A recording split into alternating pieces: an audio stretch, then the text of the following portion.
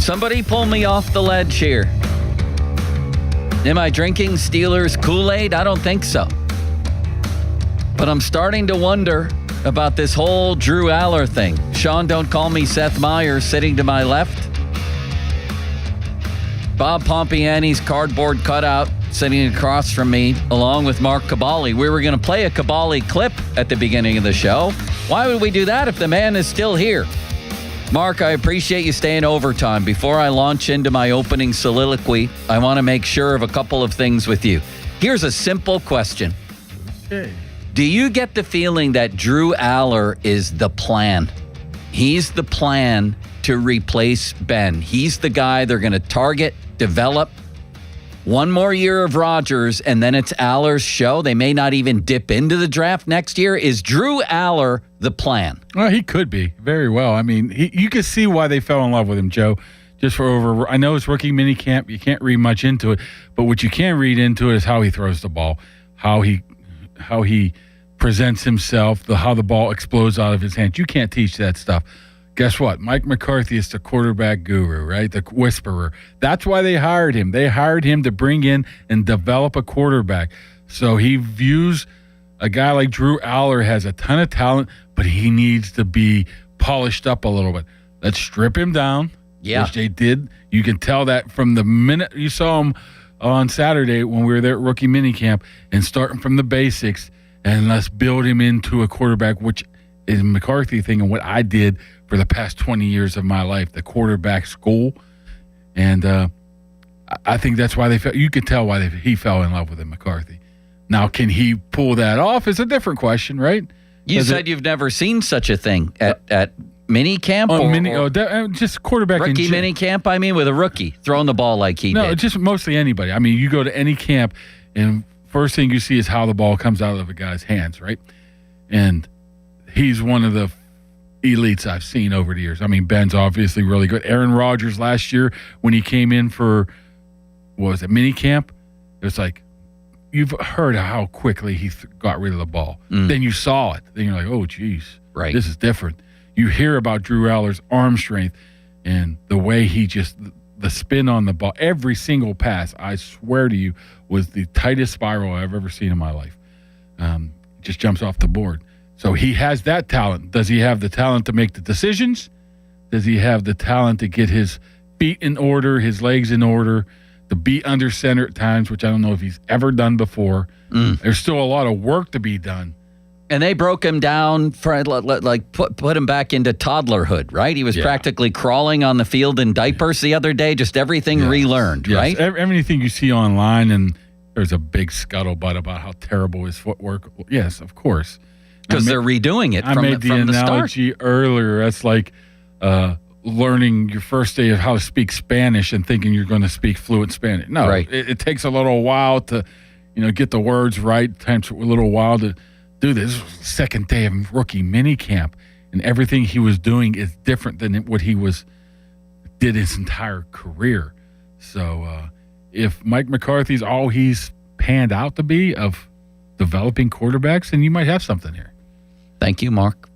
Hey, Joe. I have no further questions. How you been doing? I've been doing great. Where's Becky at today? Limits graduated with a master's degree. Did you hear that from Penn State? I'm looking over there, and that's not Becky. No. So this show's actually going to go smooth then. And guess who's coming on later today? Becky. Intern Dom. Oh, he's going to insult Bob again, from what I hear. And he also graduated from Syracuse, believe it or not. It only took him 9 years. I was going to say he's on that 10-year program. He's on the Carl Krauser plan at Pitt. Thank you, Mark. All right, Joe. Have a good one. See you, buddy. All right. So this is what I present here. We're going to get to the Pirates a quarter of the way in, but it occurred to me this morning as I'm preparing. This is very interesting. I like this.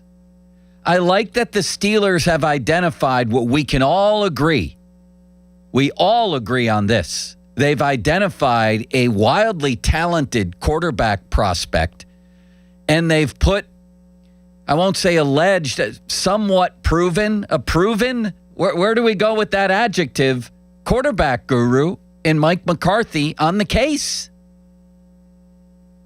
I think that's good. I think that's intriguing. I think Drew Allar may have a chance here. Do I like the fact that Aaron Rodgers is coming back? Maybe it's not the worst thing in the world. Maybe I did. What is this? Am I drinking Kool-Aid today? Steeler Kool-Aid? I think that at least they've done this much. They've gone out. They've drafted a guy who dropped from where people thought he would go, a year ago or so, 2 years ago, certainly. Nobody disagrees that Drew Allar is a really talented prospect. And that's why they brought in Mike McCarthy, to develop somebody like this. They're breaking him down right now. They're going to build him back up. The big game thing in college, I've been thinking about that too. It's somewhat significant. It is. But there are tons of guys who never played a big game in college who are doing pretty well. Patrick Mahomes and Josh Allen come to mind. Would you feel better about Allar if he had gone to Wyoming? And by definition, then never played in a big game? I want to know how you guys out there are feeling about the prospect of Drew Allar, because you know what? I think he's the targeted guy. I think that's pretty obvious.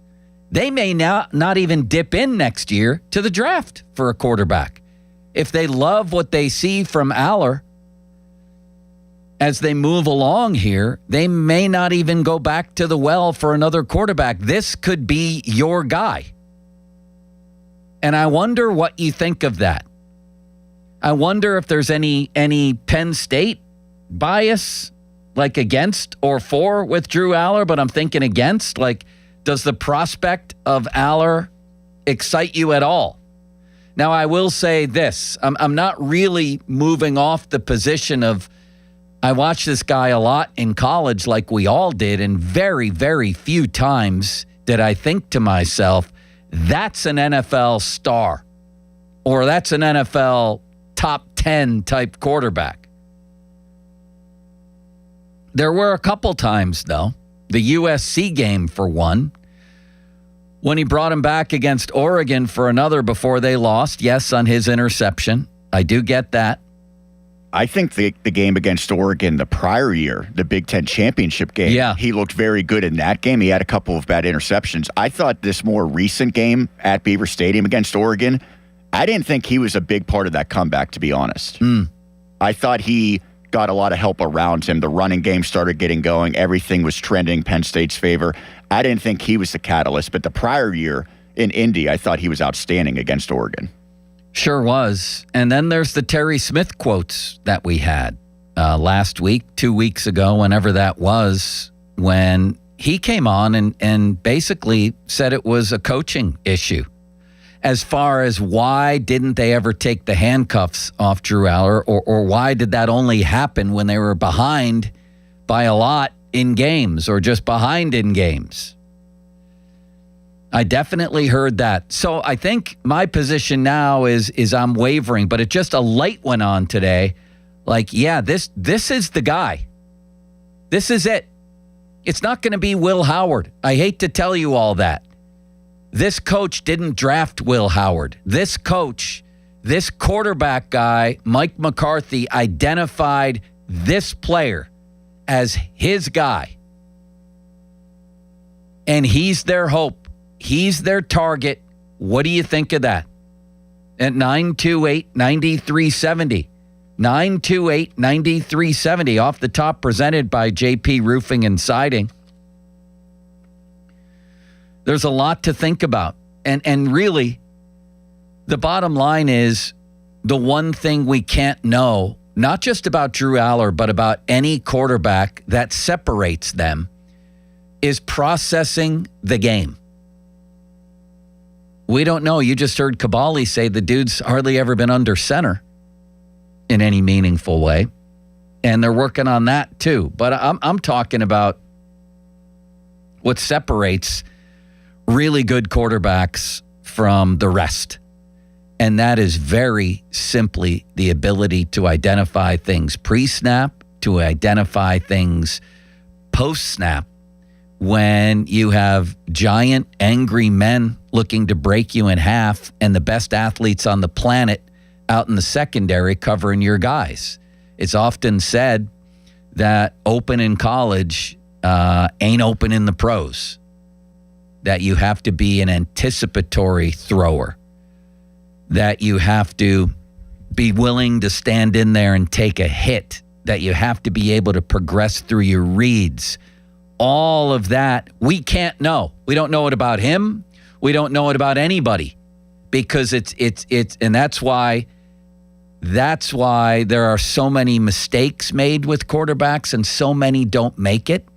And in spite of the fact that people want to start developing quarterbacks when they're infants, practically, like working on their, dropbacks before they know how to walk, there's only 10 to 15 guys who do this at a pretty high level on the planet at any given time, and 5 who really do it at the highest level, because you don't know, even from college, whether that's going to translate. What happens in the NFL cannot be replicated in college. That's why we can't know. That's why it's so hard to get one. You're not going against the elite of the elite in secondaries in college, and you're not facing the kind of schemes and pass rushes and overall talent that you face in the NFL. It's not even close. Other positions are way more predictable, how it's going to transfer from college to the pros. Way more predictable. Quarterback, you can't. So I don't know. Neither do you. Neither does Mike McCarthy know how Drew Allar is going to fare when it really gets hot, right? When the games are real. None of us know. But in the meantime, just maybe some of this big game stuff is overrated from his college career. Just maybe it was James Franklin who had the problem in big games. And maybe Allar showed his best stuff when they were behind and he could just play. Maybe he's in really good hands with Mike McCarthy. I think sometimes that gets overdone, but there's no question that with Aaron Rodgers, Mike McCarthy helped him become what he became. I mean, that's unquestioned. Would a lot of people been able to do that with maybe the most talented quarterback prospect in history? Maybe. But he did. Dak Prescott was already a 30-touchdown guy when McCarthy got there, but he did have his best years. Like, if you were going to choose somebody to break a quarterback down and build him up, McCarthy's got, as good a resume as most. There might be a few guys I'd rather have doing that, but he's got as good a resume as most, and he has a pupil now who can make every single throw. Big, strong, talented. 412-928-9370. And Mike McCarthy identified that guy, Drew Allar, as the future face of this franchise. I fully believe that. And it's his mission now. Doesn't mean he'll succeed. It's his mission now to make Drew Allar into a star quarterback. Will it work? You don't know. I don't know. Mike McCarthy doesn't know. But I'll tell you, I'm more intrigued than I've been with developments over the past couple weeks. The Terry Smith interview really opened my eyes. The other thing I loved about that interview was him saying that instead of sort of drifting away, which Drew Allar could have easily done, he could have easily done after all the crap that happened at Penn State. Once he got hurt and it was clear his season was over, I'm not saying he could have basically walked away, but he could have sort of made himself a little scarcer. He could have taken a back seat. All that stuff would have been very easy and almost understandable to do. Instead, Terry Smith said he became like my partner in leadership. Like he just stayed on board in a big way and did anything and everything he could do to still help lead that football team after Franklin was fired. That to me is impressive. Has nothing to do with processing the game. Neither do all the natural skills have anything to do with processing the game. But that's a pretty good start. Anybody out there want to talk me off the ledge, the Drew Allar edge, or maybe you want to jump on with me? We can stand here together, teetering at 412-928-9370. It's been a couple weeks of starting to rethink this, starting to reshape it as I look at it. And I'm not losing my mind here. I'm not predicting that Drew Allar will be a star, but what did we all ask for? I think we all asked for, can they get somebody in here who knows something about offense and quarterbacks? And can they find an intriguing quarterback prospect? Both of those things have happened. I think undeniably. Both of those things have happened. And I'm not talking about Will Howard. I'm not. People think I'm hating on Will Howard. I'm just looking at reality of 6-round picks through history. And you couldn't find, out of 100 people, scouts, evaluators, coaches, executives, whatever, if you asked him who was the better prospect, Howard or Allar, I would think 95 would say Allar, right? And again, circling back to this, the coach took him. The coach chose him. The coach has poured over probably hundreds of hours of Drew Allar tape. And that coach chose this guy to be his guy. Make no mistake about that. And I'm not sure that that's a bad thing for where they are right now. I'm not sure that's a bad thing. Count me intrigued. Let's go to the phone lines. And I wonder, I also wonder, Sean, do you think there is an anti-Penn State that hampers Allar among Steeler fans?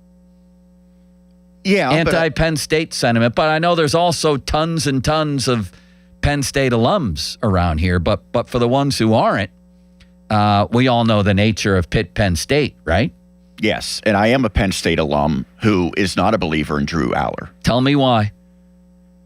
There's several reasons. I've never doubted the physical tools, meaning the arm strength, the measurables, things of that nature. I never found him to be consistently accurate. Yeah. I did not think that he was the player that always was making the right reads.